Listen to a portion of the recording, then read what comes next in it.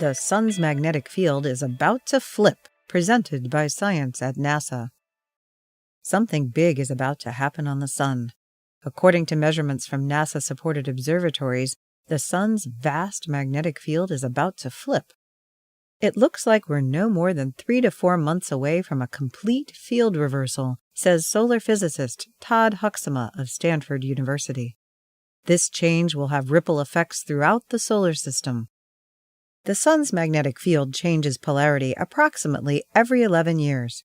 It happens at the peak of each solar cycle, as the sun's inner magnetic dynamo reorganizes itself. The coming reversal will mark the midpoint of solar cycle 24.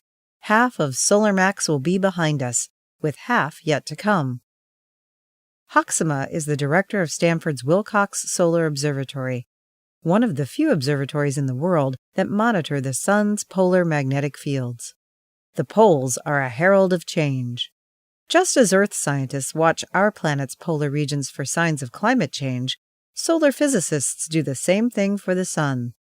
Magnetograms at Wilcox have been tracking the sun's polar magnetism since 1976, and they have recorded 3 grand reversals, with a 4th in the offing.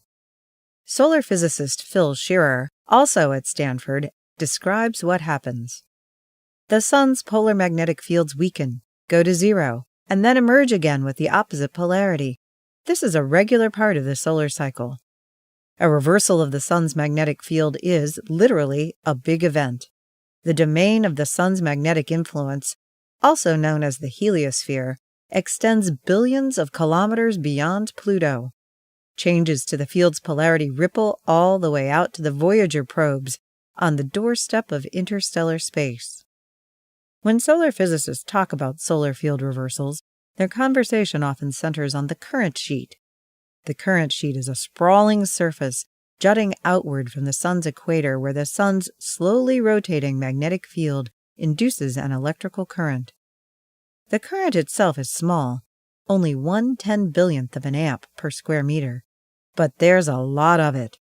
The amperage flows through a region 10,000 kilometers thick and billions of kilometers wide. Electrically speaking, the entire heliosphere is organized around this enormous sheet. During field reversals, the current sheet becomes very wavy. Shearer likens the undulations to the seams on a baseball. As Earth orbits the sun, we dip in and out of the current sheet. Transitions from one side to another can stir up stormy space weather around our planet. Cosmic rays are also affected. These are high-energy particles accelerated to nearly light speed by supernova explosions and other violent events in the galaxy. Cosmic rays are a danger to astronauts and space probes, and some researchers say they might affect the cloudiness and climate of Earth. The current sheet acts as a barrier to cosmic rays, deflecting them as they attempt to penetrate the inner solar system.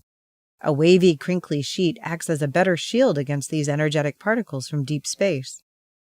As the field reversal approaches, data from Wilcox show that the sun's 2 hemispheres are oddly out of sync. The sun's north pole has already changed sign, while the south pole is racing to catch up, says Shearer. Soon, however, both poles will be reversed, and the second half of solar max will be underway. When that happens, Huxtema and Shearer will share the news with their colleagues and the public. For updates about this and other big events in the solar system, stay tuned to science.nasa.gov.